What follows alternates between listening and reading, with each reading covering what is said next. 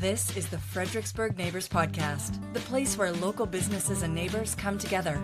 Here's your host, Dory Stewart. Welcome back to another episode of the FXBG Neighbors Podcast, where we share the stories of our favorite local brands. I have two special guests joining me today. We've got Shelby and Andrea, and they are with the Pink Flower Project. Shelby and Andrea, welcome to the podcast. Thank you. I am so excited to learn more about your organization and learn more about you. So let's start there. Share with us, what is the Pink Flower Project? So we are a dedicated 501c3. We support 6 counties here in the Fredericksburg Spotsy area. And our goal here is to provide menstrual products to all of our female students. So currently we work with 89 schools, and I believe we have 5 more schools on the horizon since we keep on growing, or since our areas keep on growing.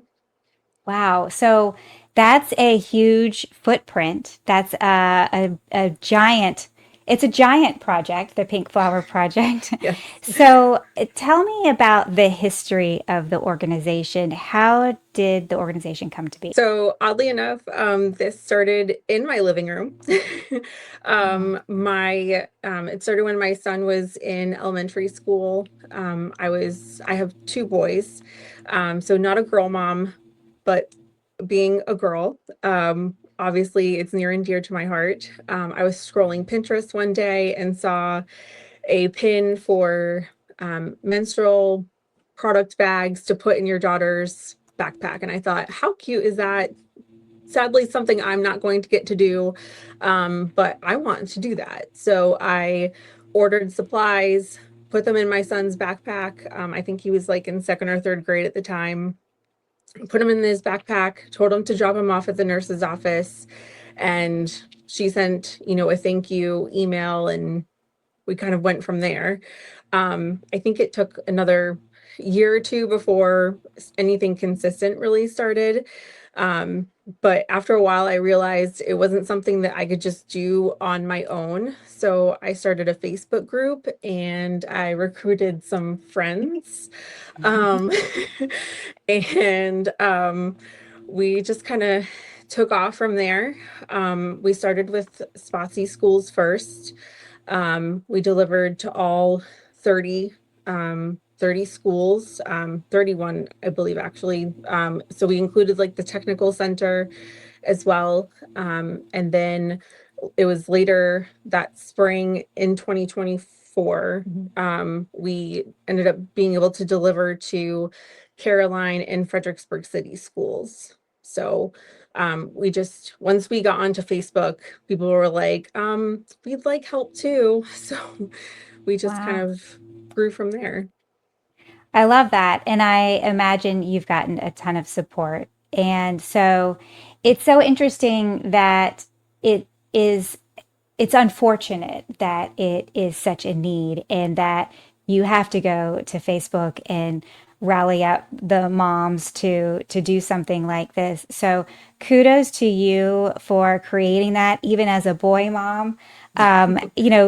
Having that initiative to do that. And so talk to me about, kind of the infrastructure that you have in place, because you're covering a lot of ground. You're delivering to 30 some schools now. Is that what you said? Over 30 schools? So initially it was the 30 Spotsy schools. We're up to 89 now, since we cover 6 schools. counties. Yeah. That is wild. So talk to me about that. Like what kind of army do you have, and how are you mobilizing people and getting support? Sure. So one of the biggest ways that we do that is we're very community driven. So we do everything through sponsors, donations, volunteers that help the organization. One of the biggest things we have, which is actually coming up this September, is our next what we call a stuffing party. So we rent a space and we actually bring in and have a sign up for our volunteers to come help us. We lay out all the supplies and we have kind of like an assembly station, and we just go down the line and we make sure that we pack all of those bags and we have all of those bags boxed up and ready to go to each individual school. Beyond that, what we try to do prior to the stuffing party is we also line up volunteers to help us deliver those to the schools. So if those volunteers help us, or after the stuffing party, we will get them their individual boxes to deliver to those schools, so that we can get them as quickly as and early in the year as possible. Because what we want to do is we want them to be armed and ready to go, because really day one, we could have a student in need. So we want to make sure that those clinics are prepared. So really, it all starts with the community donations to our stuffing party, to lining up our donors to have them help us deliver to the schools, and then helping us replenish as necessary throughout the year. So there's a lot of ways then that people can help. They can help by just being there and help stuffing, but then if someone wants to donate supplies or donate money, they could do that too. Right. Amazing. I just love this so much. So, do you hear that there are any myths or misconceptions that, you kind of have to set the record straight? Um, I mean, sometimes like we've had to explain that we're not here to provide any sort of education. Nobody on our Mm, board is like holds a medical license or mhm, anything of that nature. So we're not really here to explain how to use the products, or we don't really explain how your cycle works or anything of mhm, that nature, but we do explain that getting your cycle is a normal, natural process, and it's part of being a woman, and part of being female, and it is okay. It's nothing to be ashamed of. And really, that's kind of the angle that we try to come in at, is just that while we can't provide you with that medical education, we can mhm. tell you that it's going to be okay. And we hope that getting this cute little bag with your supplies in it from the clinic or from a teacher, if the teachers happen to have them, is, enough to make you smile and Mhm. get you through that time. Yeah.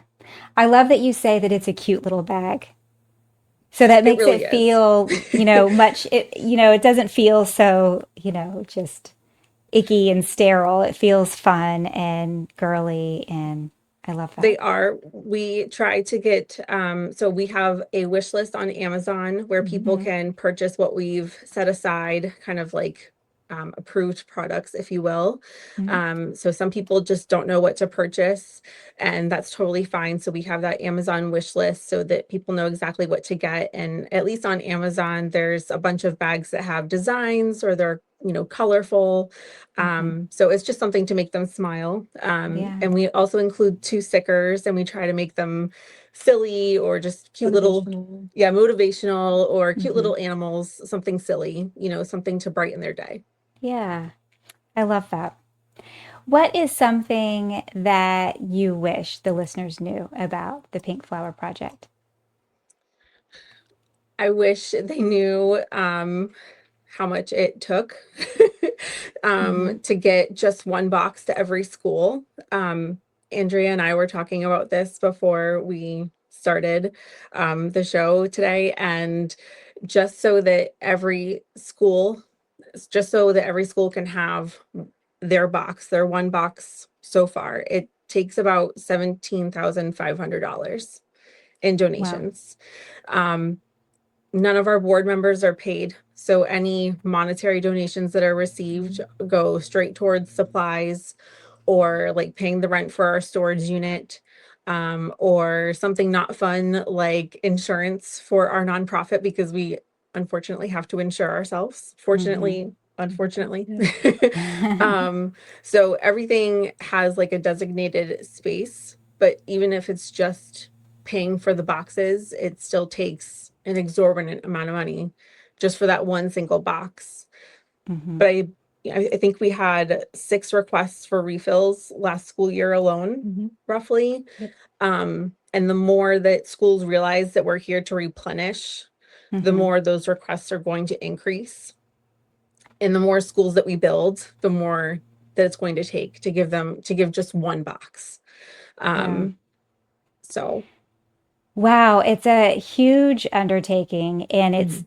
so impressive what you have built and that you have been able to raise enough funds and get enough donations in order to supply that many schools.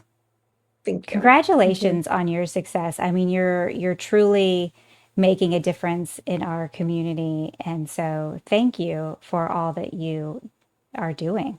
Thank you. Thank you. If the listeners are inspired and they want to donate, whether it's supplies or money, or even if they want to volunteer, what's the best way for them to find out about these opportunities? So our website has all of our information on it, but I'd say our most interactive way of getting information out to our community is our Facebook page. We have Instagram, we have Facebook, and we have our website, as Shelby mentioned, but our most active, where we post probably the majority of all of our updates around the schools, deliveries, stuffing parties, is Facebook, and we're trying to also increase our exposure on Instagram as well. Amazing. Is there anything that you would like the listeners to know that we haven't covered already? I don't think we mentioned all the counties that we support, just to lay it out. Yeah. So we cover Spotsy, Caroline, King George, Fredericksburg City, Stafford, and Orange. Oh, wow. Yeah. You cover a lot of ground. We do. It's a lot of miles. It's a lot of miles. Yeah. Well, thank you so much for all that you do. And thank you for joining me on the podcast today and sharing the Pink Flower Project with us. I hope that a lot of listeners are inspired to help your cause. Thank you for having us. You're welcome. Thank you for listening to the Fredericksburg Neighbors Podcast. To nominate your favorite local businesses to be featured on the show, go to fxbgneighborspodcast.com.